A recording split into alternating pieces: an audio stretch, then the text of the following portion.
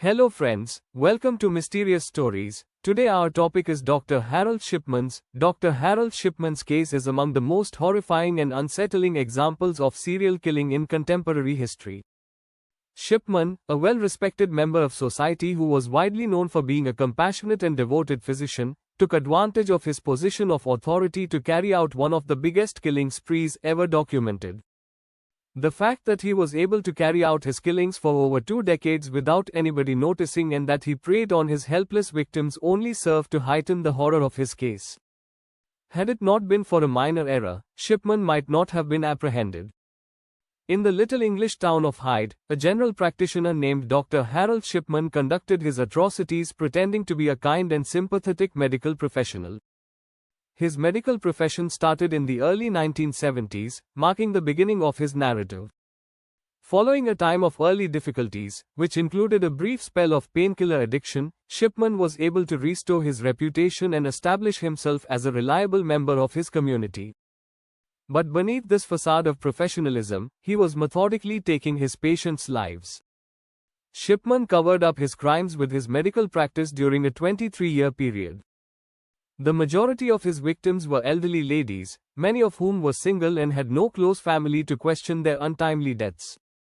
Shipman's technique was straightforward but sneaky. He would give his patients a lethal overdose of diamorphine, also known as heroin, which would cause them to pass away silently and, for the most part, without any indication that anything untoward had occurred. His advantage stemmed from the fact that these patients were elderly, so their deaths frequently seemed normal and were accepted without question. Shipman's ability to commit his crimes was greatly aided by his charm and bedside manners.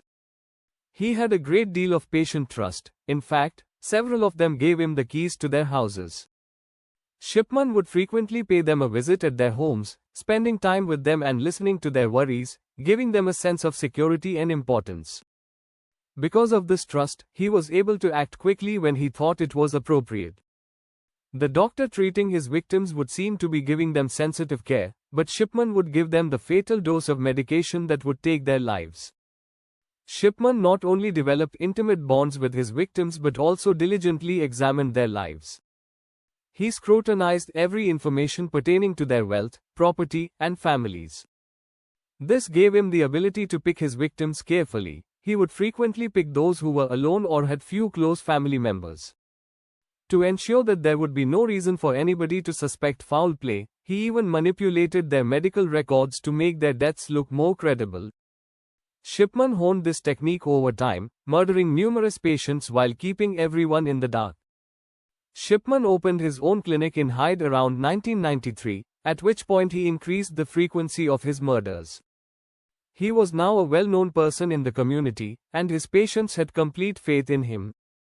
No one questioned the abnormally high death rate among his patients for years. More than 250 people had passed away while in his care by 1998, when someone at last raised the alarm. A co-worker of Shipman's who practiced medicine in the area, Dr. Linda Reynolds, observed something odd. Shipman's clinic had somewhat fewer patients than her own practice, but it had witnessed an unusually high incidence of deaths, especially among older women. In a span of just 3 months, Shipman's patients had lost 16 lives, while her own practice, which catered to 3 times as many patients, had only lost 14. This disparity struck Dr. Reynolds as strange, and he reported it to the local coroner, who launched an inquiry. Dr. Reynolds was concerned, but the preliminary inquiry into Shipman's actions yielded no clear results. The case was closed since there was no hard evidence connecting him to the deaths. Once more, Shipman's charisma and reputation kept him above suspicion and allowed him to carry out his lethal work. He would murder at least 3 more individuals over the course of the following few months before committing the error that would ultimately bring him to an end.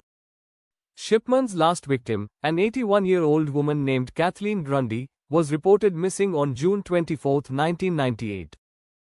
Grundy was well known in the town, having served as Hyde's previous mayor. Angela Woodruff, her lawyer daughter, started to suspect something after her death. Upon examining her mother's will, she discovered that it had been modified to give Dr. Shipman, a stranger with no family ties to her, the whole estate. The fact that Grundy possessed two residences, but the will only specified one, raised suspicions even more. This implied that Shipman, the individual who created the will, was unaware of the second property. Woodruff alerted the authorities to her suspicions right away, and they opened an inquiry. After Grundy's body was dug up, an autopsy determined that she had taken a lethal quantity of diamorphine, as evidenced by the high quantities of the substance found in her system. Shipman told the police that he had evidence of Grundy's heroin use in her medical files and that she had been a heroin addict. But Shipman had made a crucial mistake. He had just lately begun keeping medical records on a computerized system. Documents revealed that he had entered the details on Grundy's alleged addiction following her passing, and the computer had automatically preserved the edited date, revealing his deception. Shipman was arrested as a result of this revelation, and other inquiries produced much more incriminating data. The typewriter used to forge Grundy's will was discovered by the police, and handwriting analysis proved Shipman was the author. It became evident as the inquiry progressed that Grundy was not Shipman's only victim. Families of other patients who had passed away while in his care started to come forward, expressing their own concerns about the passing of their loved ones. For a long time, many people had known that something wasn't right, but they were too scared to ask the most reputable doctor in the town. After conducting more investigation, the police discovered that Shipman had been fabricating death certificates and medical records for many years. He frequently approved the orders for his victims' cremations, making sure that their remains were destroyed and that no trace of them remained. This gave him the ability to kill people without leaving any physical evidence behind. Shipman is thought to have killed at least 218 individuals in total, however some estimates put the figure as high as 260. Although this assertion has never been confirmed, Shipman is said to have boasted to another prisoner that he had killed over 500 people. Harold Shipman received a life sentence after being found guilty on 15 charges of murder in 2000. He was found guilty of planting fake medical paperwork on 15 elderly people and giving them lethal doses of diamorphine. Shipman never acknowledged his crimes in spite of the overwhelming evidence against him, and it is still unknown what his real motivation was. Certain specialists surmise that his behavior could have been impacted by the passing of his mother, who received morphine to relieve her agony throughout her cancerous illness. Others speculate that because Shipman faked wills and managed his patients' estates, his killings may have been motivated by a desire for power or money. When Shipman killed himself in his prison cell in 2004, his reign of terror came to an end. The full scope of his misdeeds is still unclear, and his story continues to be among the most unsettling instances of how someone in a position of trust may abuse that trust. Although the Harold Shipman case stunned the world and profoundly altered how fatalities are reported and looked into in the UK, the wounds he caused will never completely go away. I appreciate you seeing.